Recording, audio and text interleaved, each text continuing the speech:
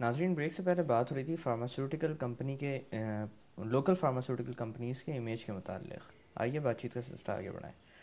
Doctor صاحب، اس تمام تر معاملے کے بعد لوگوں کا جو رد عمل ہے میں اس کی بات کرنا چاہوں گا اب، کیونکہ آج کے دور میں لوگ اب کہتے ہیں کہ بیماری بہتر ہے اس سے کہ کوئی لوکل فارماسیوٹیکل کمپنی کی دوا استعمال کی جائے. آپ اس کے بارے میں کیا کہیں گے کہ یہ جو پورا کا پورا اعتبار جو تھا لوگوں کا جس طرح سے ٹوٹا ہے اس کے متعلق؟ ڈاکٹر اکرام، بات یہ ہے کہ ہمیں جو ہے نا اس بلیم گیم میں اتنا جو ہے نا رسوا کر دیا گیا ہے پاکستان فارما انڈسٹری کو کہ اب تو ہر پیشنٹ، بلکہ اب پیشنٹ کے علاوہ ایک جو کامن پرسن ہے جو او ٹی سی ڈرگ خریدتا ہے، جو پیراسٹامول خریدتا ہے، اور وہ بھی یہ سوچتا ہے کہ جو میں پیراسٹامول لے رہا ہوں یہ کوئی نیشنل کمپنی کی تو نہیں، پتہ نہیں اس سے ہیڈ ایک ہوگا یا اس سے جو ہے میں موت میں چلا جاؤں گا. تو یہ جو ہائپ کریٹ کی گئی ہے میڈیا کے ذریعے، اور میڈیا نے بڑا امیچور کردار پلے کیا ہے کہ ایک ہی خبر دی گئی ہے، وہ کیا؟ فیک دوائی، جعلی دوائی. ابھی تک یہ انہوں نے تعین نہیں کیا ہے کہ جعلی دوائی ہوتی کیا ہے. سپوریس ڈرگ، ہم اس کو سپوریس ڈرگ کا کہتے ہیں. سپوریس ڈرگ کا معنی کیا ہے؟ سپوریس میں اور سبسٹینٹ میں فرق کیا ہے؟ اب سپوریس کا جو جعلی دوائی کا جو انہوں نے کنسیپٹ بغیر سوچے سمجھے بنا ہر دیا. میڈیا نے چلایا ہے، ہر میڈیا نے چلایا ہے، اور پاکستان کے ہر گلی کوچے میں تمام کنٹری میں یہ ہو گیا کہ جو پاکستانی دوائی ہم کھائیں گے تو پتہ نہیں کیا ہو جائے گا. اس کے لیے میں یہ کہوں گا اپنے تمام لوگوں سے، پوری عوام سے، کہ پاکستان کی دوائی ایک معیاری دوا ہے جو ایون ملٹی نیشنل بھی پاکستانی کمپنیوں سے بنا کر یہاں پہ مارکیٹ کرتی ہیں، اور اس میں کسی قسم کا کوئی پرابلم نہیں ہے. جو ایک دو دوا سب اسٹینڈرڈ ڈکلیئر کیے گئے ہیں وہ فزیکل اپیرنس سے مطلب ہے کہ شکل، گولی کی شکل کیا ہے. گولی کی شکل کے اوپر اگر سپاٹ ہے تو وٹامن سی کا ہے. وٹامن سی بڑی جلدی ڈیکمپوز ہو جاتا ہے. آپ ایپل کو کاٹ کے رکھ دیں تو وہ بڑی جلدی کالا ہو جائے گا، اس کے اندر وٹامن سی اور آئرن ہے. جی. اورنج کا جوس رکھ دیں وہ بھی جو ہے شام تک کالا ہو جائے گا، اس کے اندر وٹامن سی ہے. وٹامن سی کی گولی کو آپ بلسٹر سے نکال کے ٹیبل پہ رکھ دیں، 2 دن کے بعد وہ بھی کالی ہو جائے گی. تو وہ فزیکل اپیرنس کی بنیاد پہ جو آپ کی دوا سب اسٹینڈرڈ ڈکلیئر کی گئی ہے وہ آپ کو نقصان نہیں پہنچاتی. خدارہ ایون ہے کہ ایکسپائرڈ میڈیسن بھی آپ کو یہ نہیں ہے کہ آپ اس سے مر جائیں گے، ہاں وہ اثر نہیں کرے گی. جب اثر نہیں کرے گی تو ہو سکتا ہے بیماری آپ کو اتنا ریئیکشن کرے کہ آپ کو ان سے پرابلم ہو جائے. لیکن میں یہاں پہ میڈیا کے کردار کی بات کروں کہ وہ بڑا نگیٹو تھا، اس کی وجہ سے ہماری نیشنل کمپنیاں بہت بدنام ہوئی ہیں.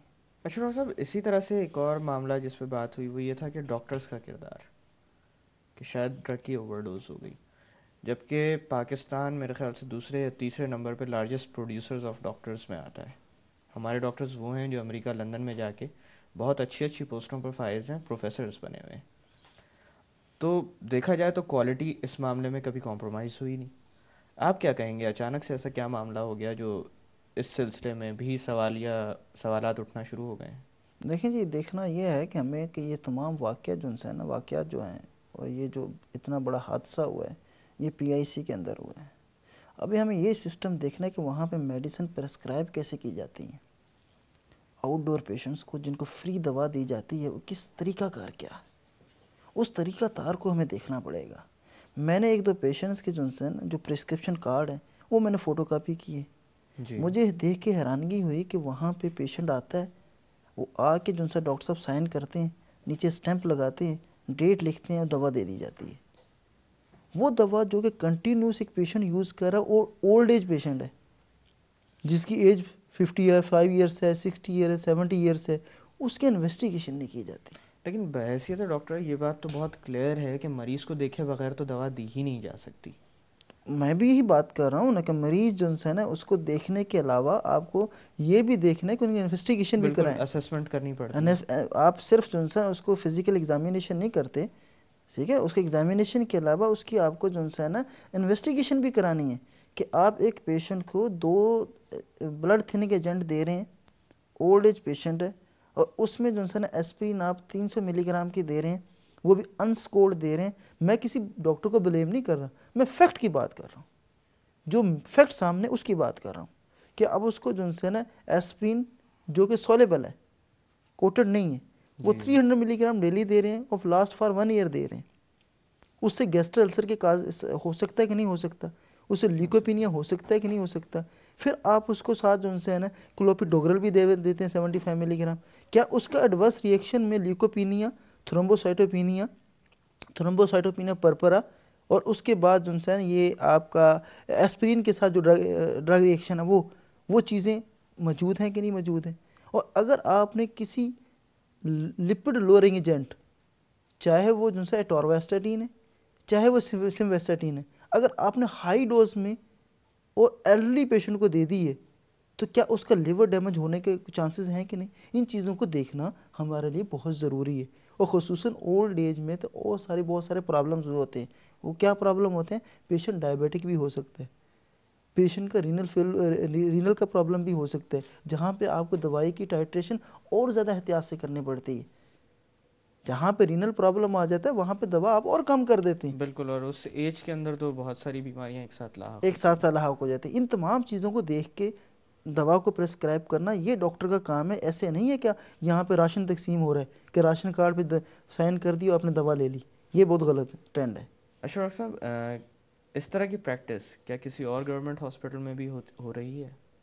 یقیناً, مطلب ہے کہ اگر ایک اس ہاسپٹل میں ہو رہی ہے تو باقیوں میں بھی شاید ہو رہی ہو, لیکن باقیوں میں جو ہے کہ وہ جو پیشنٹس ہوتے ہیں وہ کارڈیک پیشنٹ نہیں ہوتے کہ وہ پورے کے پورا سال دوائیاں کھائیں. کارڈیک پیشنٹ ہوتا ہے کہ جو اس نے دوا لینی ہے وہ ساری عمر لینی ہے. وہاں باقی پہ گورنمنٹ ہاسپٹل میں جو پیشنٹ آتا ہے وہ تو انفیکشن کے ساتھ آتا ہے. آپ کو 1 ہفتے کے لیے دوا ملی, اس کے بعد انفیکشن ٹریٹ ہو گیا, دوبارہ پیشنٹ نہیں آئے گا. ٹھیک ہے نا. یہ لیکن جب آپ کا کارڈیک پیشنٹ ہے یا سائیکیٹرک پیشنٹ ہے, ٹھیک ہے, سائیکیٹرک پیشنٹ وہ تو آپ نے پوری 2-4 سال 6 سال لینی ہے, وہ تو بلکہ پوری عمر بھی لینی ہے وہ تو اس لیے باقی بھی جگہوں پہ ایسے کیس رپورٹ نہیں ہوتے. ڈاکٹر صاحب, میں تھوڑی دیر کے لیے باتوں کا سلسلہ روکتے ہیں. ناظرین, وقت ہو ایک چھوٹی سی کمرشل بریک کا. بریک سے واپس آ کر PIC والے حادثے کے متعلق مزید گفتگو کی جائے گی. Don't go any where.